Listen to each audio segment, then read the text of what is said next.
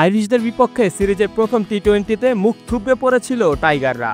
তাই একাদশে ৩ পরিবর্তন এনে সিরিজ বাঁচানোর লড়াইয়ে লিটন দাসের দল। টস জয়ী আয়ারল্যান্ড ব্যাটিংয়ে শুরু থেকেই আগ্রাসী, তবে এর মাঝে বিদ্যুৎ বিভ্রাটে খেলা বন্ধ কিছু সময়ের জন্য।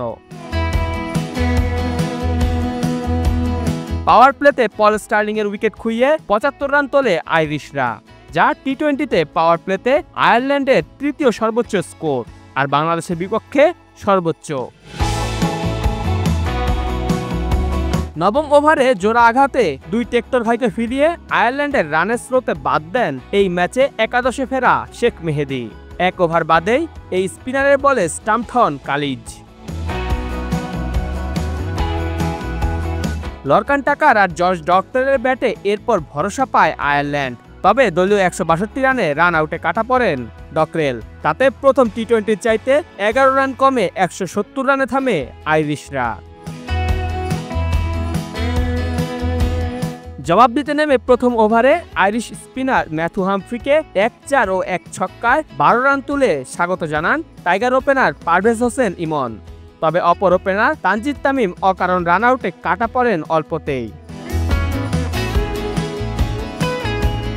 আইরিশরা পাওয়ার প্লেতে তুলেছিল ১ উইকেটে ৭৫, বাংলাদেশের জবাব ১ উইকেটে ৬৬। অধিনায়ক লিটনকে সঙ্গে নিয়ে পারভেজ ইমনের ব্যাটে ছুটে টাইগাররা। দশম ওভারের রান আউটের আগে ২৮ বলে ৪৩ করেন ইমন।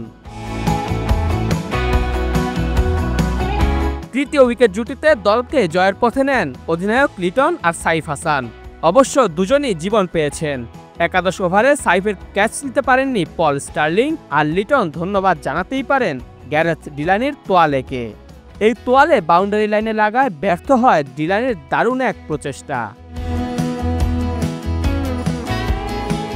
ছক্কা হাঁকিয়ে ক্যারিয়ারের ১৬তম টি-20-50 তুলে নেন লিটন, তবে দলকে জিতিয়ে মাঠ ছাড়তে পারেননি তিনি।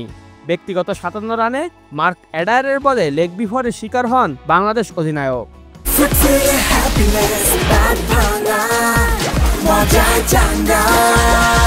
এর পরের ওভারে ফিরেন সাইফ হাসানও।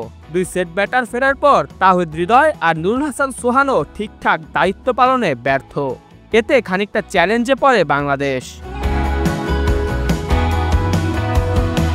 তবে এই ম্যাচে একাদশে ফেরা সাইফুদ্দিন হয়ে উঠলেন রক্ষাকর্তা। দারুণভাবে দলকে জয়ের বন্দরে ভেড়ান এই অলরাউন্ডার। ৪ উইকেটের এই জয়ে ৩ ম্যাচ টি-20 সিরিজে সমতা ফেরালো বাংলাদেশ। এতে ২ ডিসেম্বর তৃতীয় ও শেষ ম্যাচটি হয়ে দাঁড়ালো সিরিজ নির্ধারণী লড়াই।